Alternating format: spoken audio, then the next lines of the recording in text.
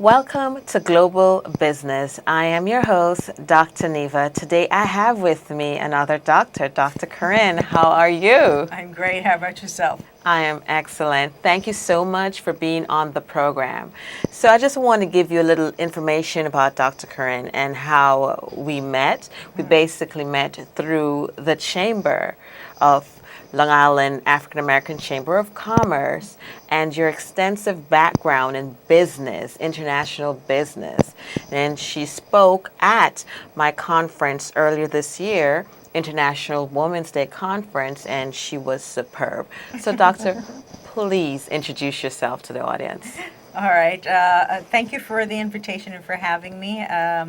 Thanks for the compliment. I think all the participants, the attendees, and the other speakers as well did a really awesome job at that conference. So, congratulations and continued success on that. As for me, just in general, I have what I'd like to say I'm a doctor of business. So I'm the first person you would want to come to before you kind of sort of do anything else, business advice, strategies, and so on, and kind of help you to get that sort of framework going in terms of where you're looking to go, whether you're looking to start up or you're already in business. So I tend to work with a lot of startups and small businesses. I have some projects that are research-based that are with mid-size or academic institution or research institutions as well.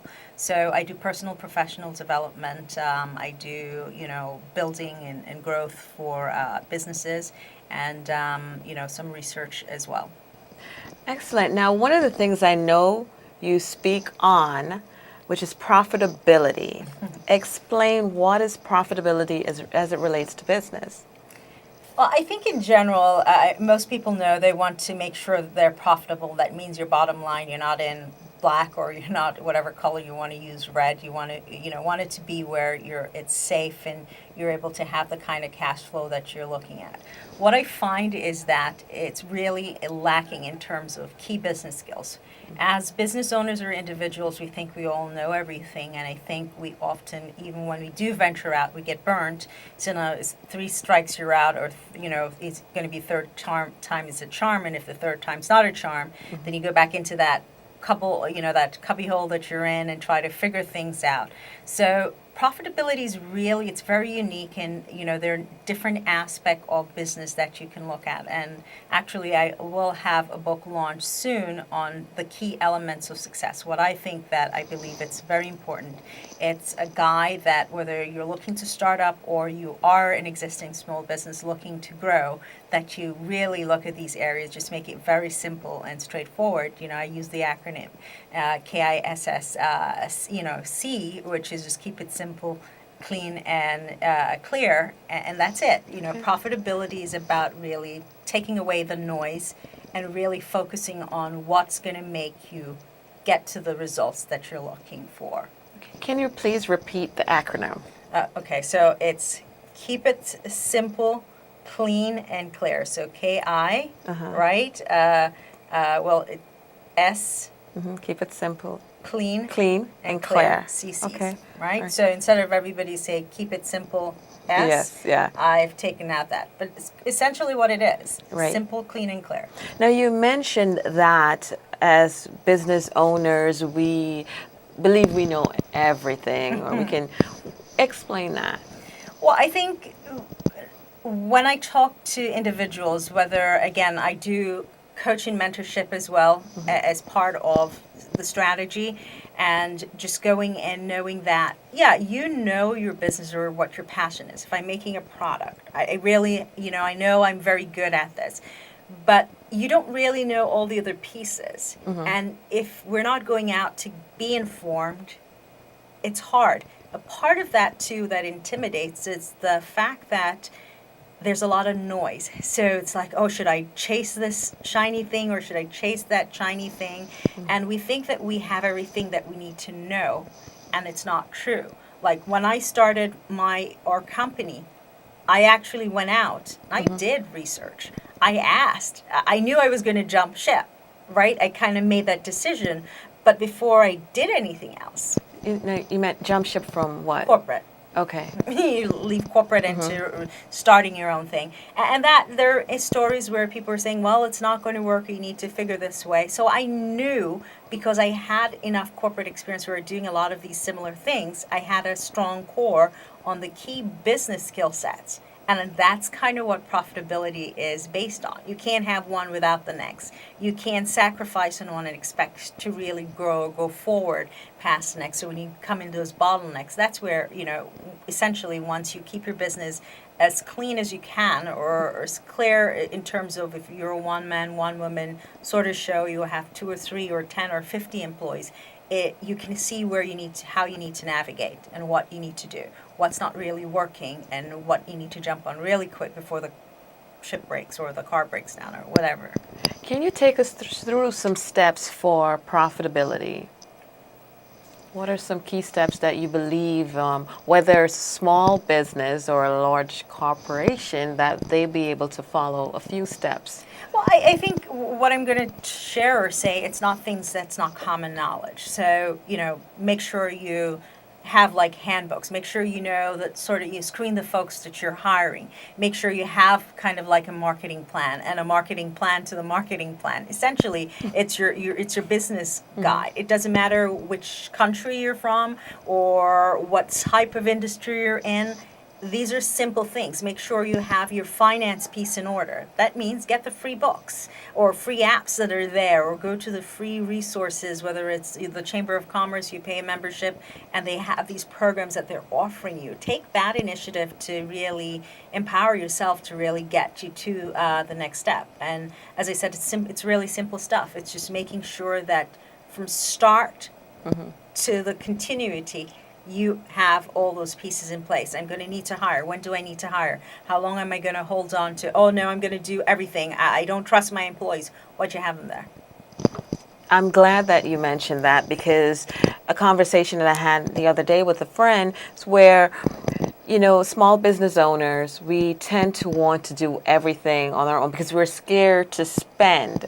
And it's normal, yes, because in a sense, you're just starting out. You just don't want to spend everything. And so there are times you have to get help. But when is that time? That's something you have to ask yourself. And if you decide to get help, are you using the person efficiently?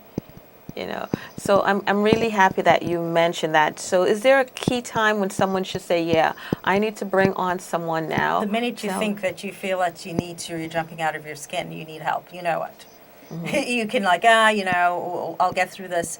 This is a busy period, and then, but if so, you have to make that commitment to say, even with the clients I have, okay, so now I'm going to start to look at the admin part of it that's been lacking, because now I have to create another shift cycle so that I can go out and I can do this and that sort of stuff. So once you feel it's already past the time, I think just put that there. But again, if you don't know how to hire, go to the places that will give you insight for that. You're going to have to spend money, and as I go back to the financial part of it, budget for it. Find out when you go networking, everybody does something that you can buy from. What they charge. That gives you kind of, and how long do you think, or you're going to need someone. Some folks use things like virtual assistants, and some people are very good. And a lot of times it tend to be in international country because the rates are a little bit more conducive to startup or small businesses and so on. And obviously your brand is important, so therefore you want to have individuals who are not going to make you lose your customers. That's key. If you lose that customer, it doesn't make sense. Going back to the finance piece of it, adding an additional staff. What are the things that they can take care of day to day that you need to focus on so that you can build and not lose the client? There are lots of little things that are there. And again, it's, these are just day-to-day stuff. We just get overwhelmed. We get excited because it's something we want and we want to go to that next level. But you have to know it's enough is enough, and how much can you take on? No one person is an island, right? Yeah. In order to grow, you got to spend. You can't start with zero. Everyone we all fail. You can't start with zero. You sure? Well, you start with zero, you're going to spend. When you start with zeros, you start off. It's your time. What is it value? It's never 0. And once you start, okay, you did this yourself, you put in whatever your dollar is, you start to spend money. You're going to have to start to spend money. It's just the way it is. And if you're not very efficient, for example, I might be able to build a website. I learned it in college. It's like, I'm like, why do I need to do this? One of my very first jobs, I was just chatting, I reminisce about it, that, you know what, I should know every software program, and there is not a computer shouldn't build and not know how to do, to put together or create another one. But again, I'm not going to build that website. Why? My brand is important to me, and the quality work, and so that customers can come. I'm going to pay. I'm going to do my field work to make sure that I also have a reputable company, that I don't have to worry about, this being compromised, or they're never, they can't update this. Every little thing they're going to nickel and dime and charge me for. So there are lots of little things. You have to spend money. You cannot go anywhere without spending money. I don't know anyone that can, and someone I'm going to say I'm Christian. So yeah, God Almighty, if I may. Of course you. I don't know where he got his resources from to build everything, but you need to have something. Yes. Starting from zero, starting with yourself, Yes. an idea, and that idea is worth something. So. The other day in a conversation, I just want your opinion on this. Someone said to me, Dr. Neva, small business owners or they don't need business development service. They need sales and marketing. And I listened and I said, oh okay. Because I'm a listener. I'll listen to you. That doesn't mean I'm going to act on what you said. But it's important to listen and then analyze. For me, anyway, that works. What are your thoughts on that as far as small business owners? They don't need business development. They need sales and marketing. Well, it's the same thing when someone says to me, oh, I know I can't afford your services. Or you're out of my league. It's the same thing. It's an excuse. I think you should know what it is that you need for your business to take you to the next level. And I think it's a culmination of all of them. I always need more sales and more marketing insight, because it's knowledge. If you're growing your business and you need to go out, you need to make sure that your employees or whomever it is you're subcontracting to or with have the same sort of mindset of how you're going to improve your process without knowing that. So it's business skills. Business skills are part of business development. If you want to be stuck and you don't have a succession plan, or you don't want to go any further than just sustaining and making X, then that's okay. That's where you want to be. But then you're going to have challenges, because someone else or a couple of someone else are going to come in your space, and they're going to take away, some of that business that you had. And then now you have to start. It's like, what happened when? You can't really service your customers if you're not looking at that. So I think when you look at business development, it's just overall personal and professional development. It doesn't matter if you're in a Fortune 500, 50, 100 mid-sized company. It's very, very key.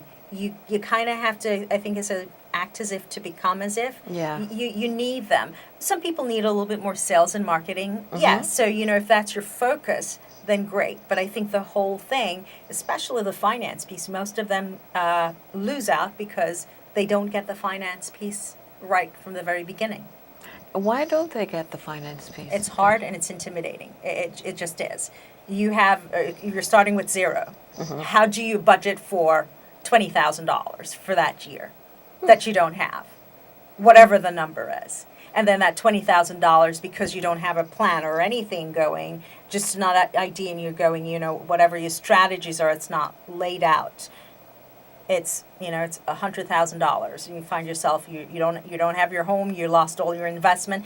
Think about that. It starts with something, and even if you're willing to take that risk, it's one of the things I always talk about. And one of my go-tos is I think it's Erica Jong or something like that.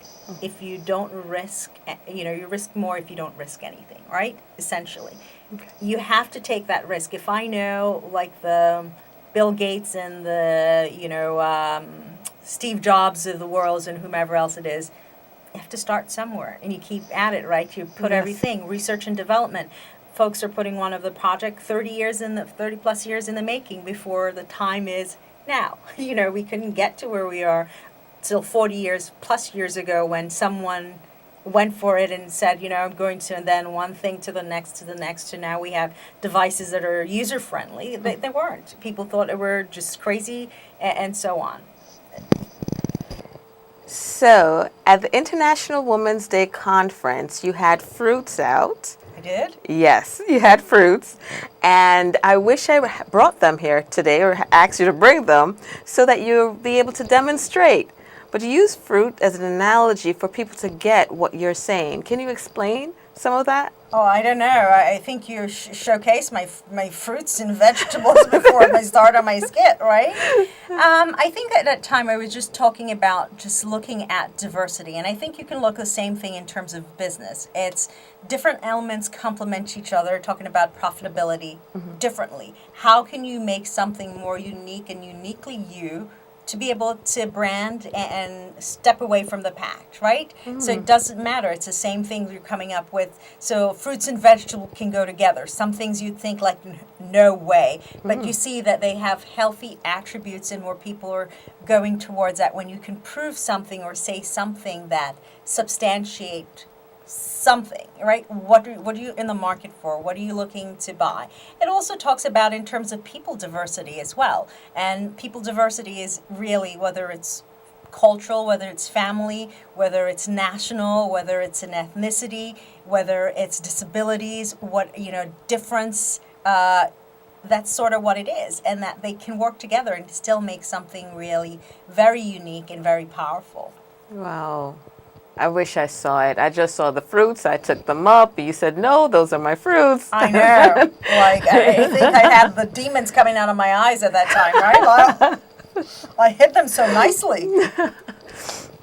So pretty much we went through basically giving individuals the steps to good profitability. Is there anything else you want to share in relates to profitability that a small business owner would hold on to? I think essentially you want to really hone in on the skills that you need to develop because you're the soul and lifeline of that organization. So whether it's, stress or you're going through, whether it's, you need to understand how technology is working or how that's going to really be beneficial to you because you're intimidated by it and you don't really want to take that risk because whatever the reasons are, I think self-development is first. It has to be right with you and get your mindset right to where it needs to be. So that's a continuous process for you, and that you're not, running a business is not so much such of a burden or such of a challenge because you have other life issues as an entrepreneur, solopreneur, small business owner that you have to deal with day in, day out. Thanks for that. Now, I have a question for you. $1 million question? It's $1 million question. Oh boy, I didn't win that lottery thing. Sorry. Really? So in being profitable, you have to compromise. Don't like that word. Don't believe in it. Go Oh, ahead. you don't have to compromise? No. You don't think so? No. Interesting. So my question to you, I've heard it from a few entrepreneurs that it's very difficult to have a personal relationship such as marriage if you're an entrepreneur, especially when it relates to women. All right, so I don't know that we have a lot of time to this, so I can put on my psychology hat because a lot of folks think I'm some psychologist or something of the sort. But I don't believe in compromise. I do understand compromise, and I think it's probably misunderstood. It's essentially balance, right? If you really understood what I'm trying to achieve, Okay. I do the same when I'm in my corporate roles. Train my employees till they're tired of being trained and they eventually get it. It's not compromise. It's something you have to do. It's like, oh, I didn't know that, this triggered this. Now I want to do it better, right? So it's that, I think, essentially understanding what it is and finding the right people to be in your space. Marriage is not for everyone. It's not a right or wrong. Some last, some don't. It's like they talk about the seasons. I think, again, when I'm talking about the personal and professional development is hone in. Not everybody's going to be like me and to say, okay, this is enough, I can't anymore, and this is what we need to do, and so on, and deal with it. Because they're regrets, they're personal investment, very emotional things that are there. But I think once we hone in terms of emotional intelligence, what are we good at? What are we looking for? Then you find the things that complement them to work. You shouldn't be compromised. I understand you have to sacrifice certain things short term, and that happens all the time. But it's all about balance. If I want to be married, it's tough to juggle both. But that person has to have that understanding. And when you use this word, I hear it, and it's funny, it's true.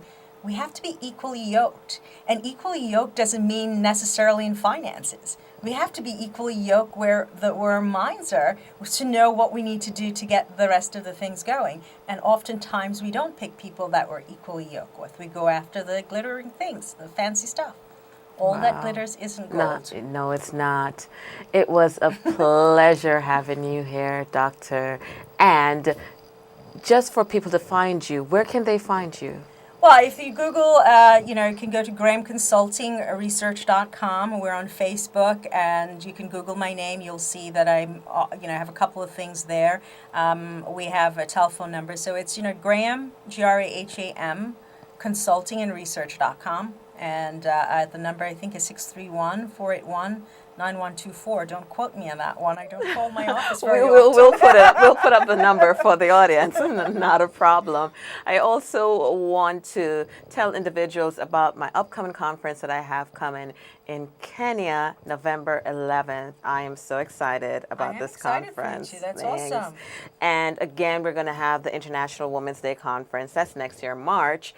But a lot of preparation, just putting things out there and making sure that we impact the world, because that's my goal. Well, keep me posted. Maybe I can drop in Kenya. Hi, Kenya. Maybe you can. You never know. I am Dr. Neva, your global business developer. Thanks for watching. Bye-bye.